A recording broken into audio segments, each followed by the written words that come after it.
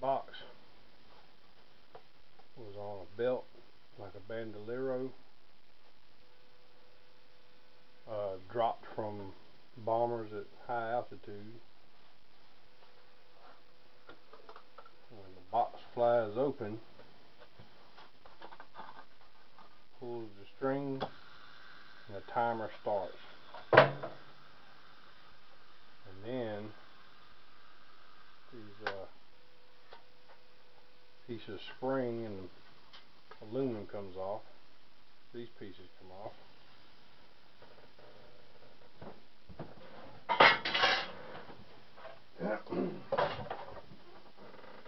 And a parachute deploys. Since we're not at 30,000 feet, the parachute just hangs.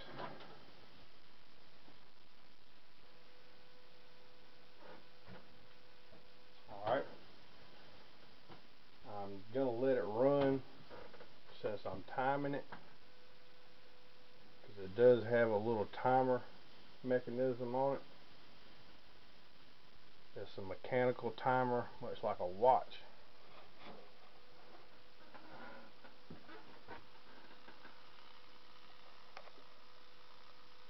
I don't know if you can hear it, but you ought to be able to see it real well. It's got a little dial.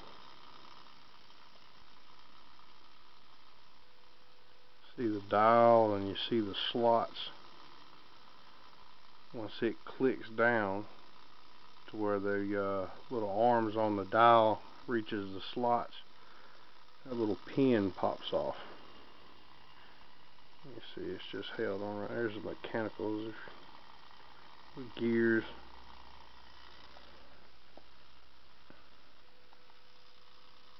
See, it's pretty slow. So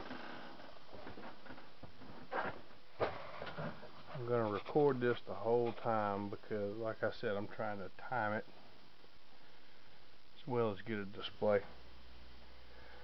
Now, these things were supposed to be radar deflection, which, dropping a bunch of metal is supposed to confuse radar. But this is also the grandfather to the chemtrails. This is the beginnings of cloud seeding. The stamp on the parachute says 1964, which means Vietnam era, and there was an operation that the U.S. military was trying to cloud seed to extend the monsoon season over the Ho Chi Minh Trail to slow supplies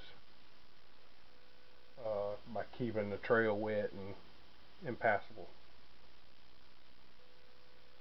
So if this was around 30,000 feet drop with a parachute out, which means it slows the descent, and you've got a bunch of these things together, and they're all timed. So once they fall a few thousand feet or so is when they deploy the rest of what's inside, and I'll go ahead and tell you what's inside. It's aluminum strips, a little piece of aluminum wire, and they have little paper attached to the ends that'll help them deploy and stuff like that. Once it comes open, I get a close-up on all that. But the aluminum strips were ideal for seeding clouds.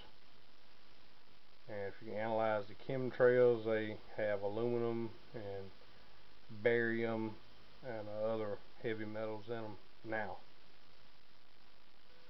But they're more fine particulates versus big old strips of metal.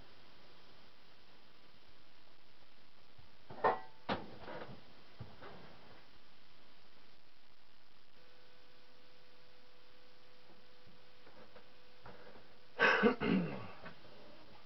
about 2/3 done, so we still have a little ways to go.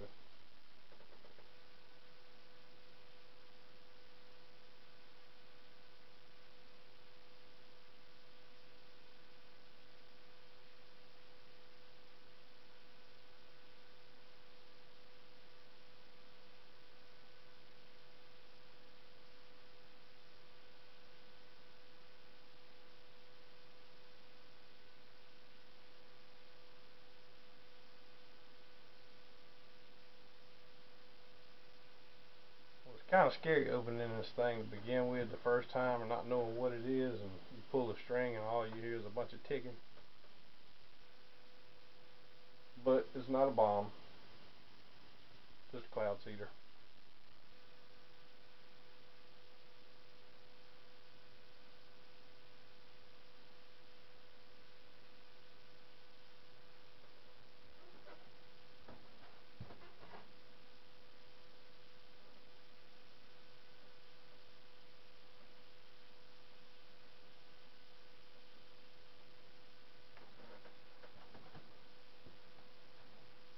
Last time I tried filming this, I ran out of battery before the thing actually deployed.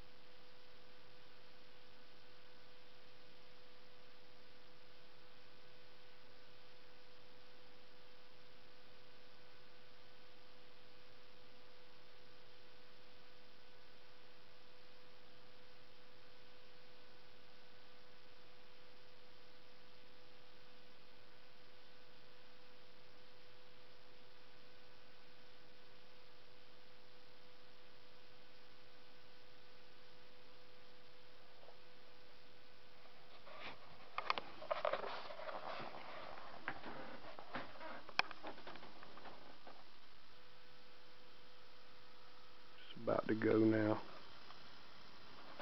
Let it do its thing.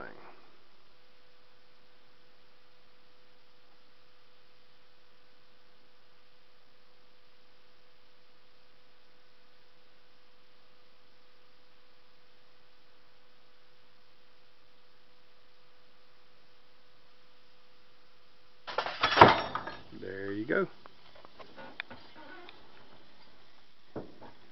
There's your little mechanical device. It's just a little gearbox.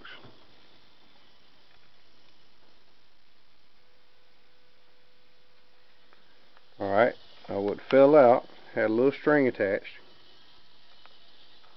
Goes down to this box.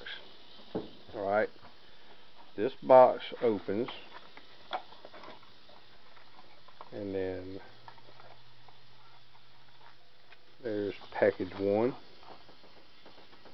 which is just a bunch of aluminum strips pre-cut. Alright, next little package,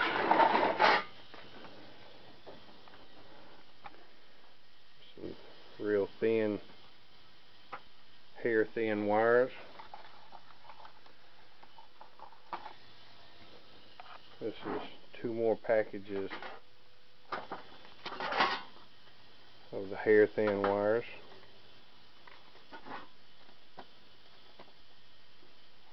They're even thinner than the other package. Alright, now here is a roll. There's a little paper tag, so we'll do that. Alright, there's a lot of it rolled up on that little bitty spool.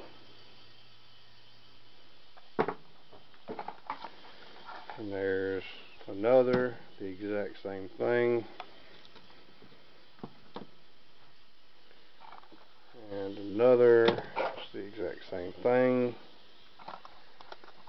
And here's another little package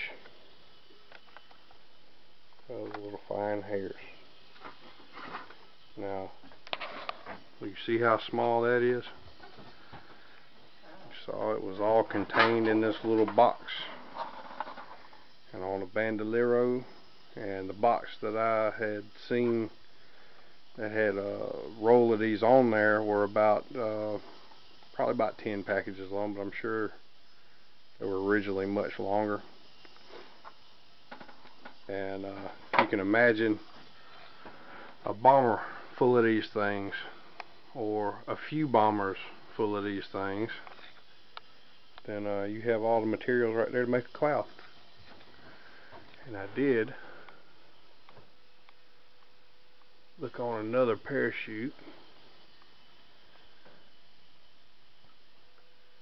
and it does have a manufacturing date,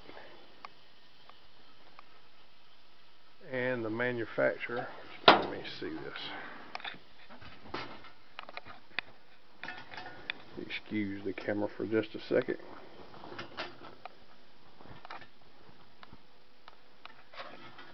Alright, very hard to read, very fine, but I'll tell you what it says. Part number, and it's got a number that I can't hardly make out, 62 or 6393822 or something along that lines. Switlick Parachute Company, and date manufacturing May 1964. So we have a Vietnam era relic, and this is fixing to be on YouTube and sent to a couple of groups. Thank you.